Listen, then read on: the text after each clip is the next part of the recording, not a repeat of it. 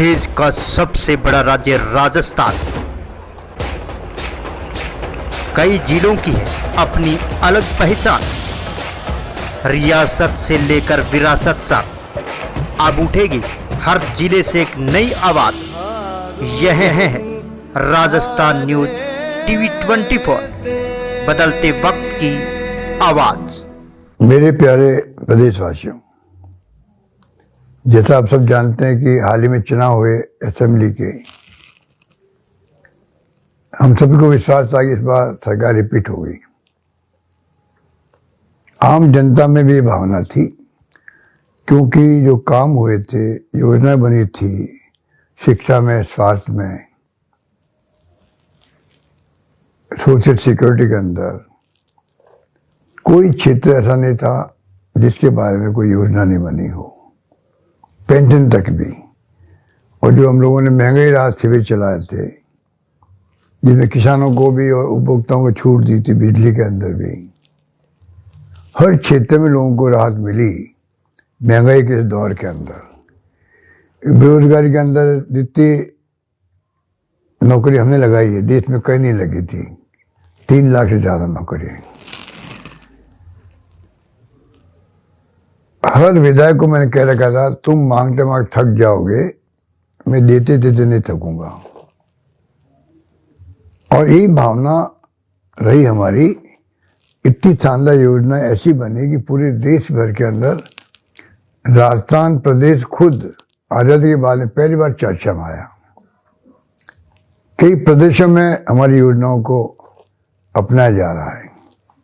इस माहौल में चुनाव हुए थे, पर अनफॉर्चुनेटली जो चुनाव कैंपेन में हमारे ऊपर केंद्रीय नेताओं ने जो झूठे आरोप लगाए, प्रधानमंत्री जी तक ने कह दिया कि हिंदुओं को तो मिले 5 लाख और मुसलमान को मिल गए 50 लाख। ये जुमला बन गया झूठा। जबकि जितना हमने ध्यान रखा, हत्याकांड हुआ था कन्हैयालाल का, उसके अंदर 2 घंटे में पकड़ लिए मुलजिम हम लोगों ने। 2 बच्चों को नौकरी दे दी, 50 लाख रुपए दे दिए। और एनआई ने केस ले लिया, वो कुछ नहीं कर पाए। हमारे पास केस होता, अभी तक उनको फांसी की सजा हो जाती।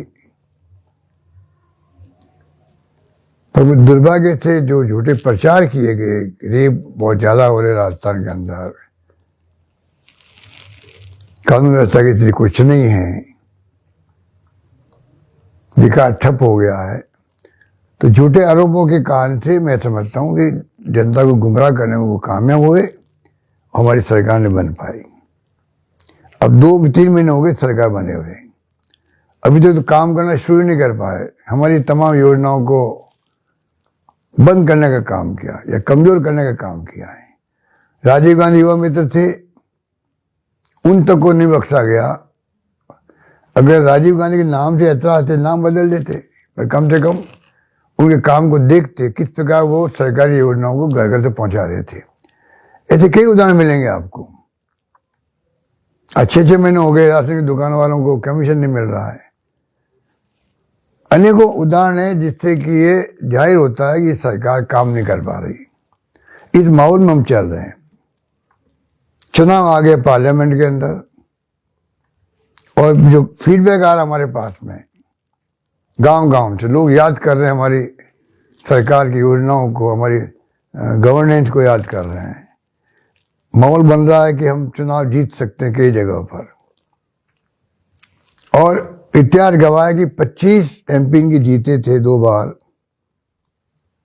आप बता दीजिए कि 25 एमपी ने कोई आवाज उठाई क्या हमारे बारे में, सरकार के बारे में, सरकार की योजनाओं के बारे में? कोई इमदाद की उन लोगों ने केंद्र से? ईआरसीबी तक को गुमराह किया गया, प्रधानमंत्री का वादा था पूरा नहीं किया गया, तब भी कुछ नहीं कर पाए।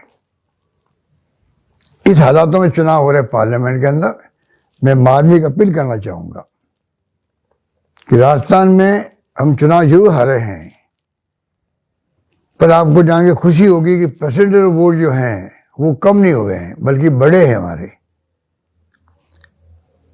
इस बात का प्रतीक है कि जनता ने विश्वास प्रकट किया।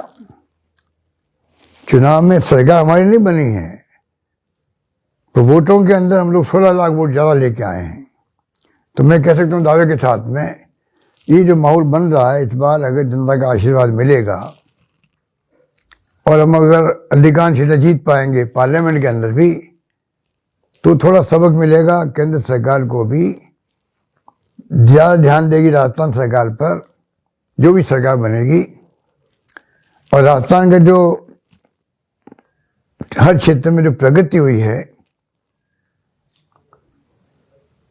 वो बेमिसाल है। आज पूरा देश जानता है इस बात को। सरकार हमने चलाई, 5 साल तक कई तकलीफें आई थी हमारे सामने। सरकार को गिराने का षड्यंत्र किया गया बीजेपी द्वारा, उसका भी मुकाबला हमने किया। कोरोना में शानदार काम किया, जिसकी तारीफ पूरे देश में नहीं दुनिया में हुई। हमारे विश्व स्वास्थ्य संगठन तक ने तारीफ करी भीलवाड़ा मॉडल की। तो राजस्थान ने कोई काम कम नहीं किए हैं, हर क्षेत्र में काम किए हैं, गुड गवर्नेंस दी है। अब लोग याद करते हैं। मैं मार्मिक अपील करना चाहूँगा प्रदेशवासियों से, मतदाताओं से, इस बार आप सब एकजुट होकर के कांग्रेस के उम्मीदवारों को आप कामयाब करें, उनको आशीर्वाद दें। वो जीत के जाएंगे तो राजस्थान की आवाज़ को बुलंद करेंगे, ये मैं आपको यकीन दिलाता हूँ। राजस्थान की समस्याएं हैं, चाहे इंटर स्टेट के पानी की बात हो, ERCP की बात हो, बड़ी बड़ी योजनाएं हमारी बनी हुई है, हमारे वक्त में बनी हैं, उनकी बात हो, और चाहे स्टेट गवर्नमेंट जो हमारी योजनाओं को कमज़ोर कर रहे हैं, बंद कर रहे हैं, OPS को लागू करने का भी आश्वासन दे नहीं पा रहे ये लोग। मैं समझता हूँ तमाम योजना हमारी, तमाम हमारी घोषणाओं को पूरा करवाएंगे। वो सुनिश्चित करने के लिए संघर्ष करेंगे जरूरत पड़ी तो। पर मैं आपसे अपील करना चाहूँगा, इस बार आप कैंपेन प्रारंभ हो चुका है, आने वाले वक्त में और बड़े रूप में कैंपेन होगा चुनाव का पार्लियामेंट के लिए, कि झूठे आरोप फिर लगाए जाएंगे, गुमराह किया जाएगा। आपसे मेरी अपील है, मार्मिक अपील है, कृपा करके आप इस बार कांग्रेस के उम्मीदवारों को आशीर्वाद दें, उनको कामयाब करें। और मैं आपसे वादा करता हूँ, गारंटी देता हूँ आपको, कि प्रदेश कांग्रेस कमेटी और हम सब मिलकर के, नेता प्रतिपक्ष असेंबली के अंदर, प्रदेश कांग्रेस कमेटी असेंबली के बाहर, हम सब मिलकर के गवर्नमेंट चाहे बीजेपी की बन गई हो, इतना दबाव बनाएंगे कि आपकी तमाम योजनाओं को लागू करवाएंगे, बेनिफिशियरी को लाभ मिलता रहे, ये सुनिश्चित करेंगे। और स्टेट के इंटरेस्ट को हम लोग केंद्र के अंदर भी दबाव बना के हम लोग कामयाब होंगे, ये मैं आपको यकीन दिलाता हूँ। यही बात कहता हूँ, मैं आपको पुनः अपील करूँगा आपको कि कृपा करके आप इस बार कोई कमी नहीं रखें, कांग्रेस को कामयाब करें। यही बात कहता हूँ, मैं अपनी बात समाप्त करता हूँ। धन्यवाद। जय हिंद।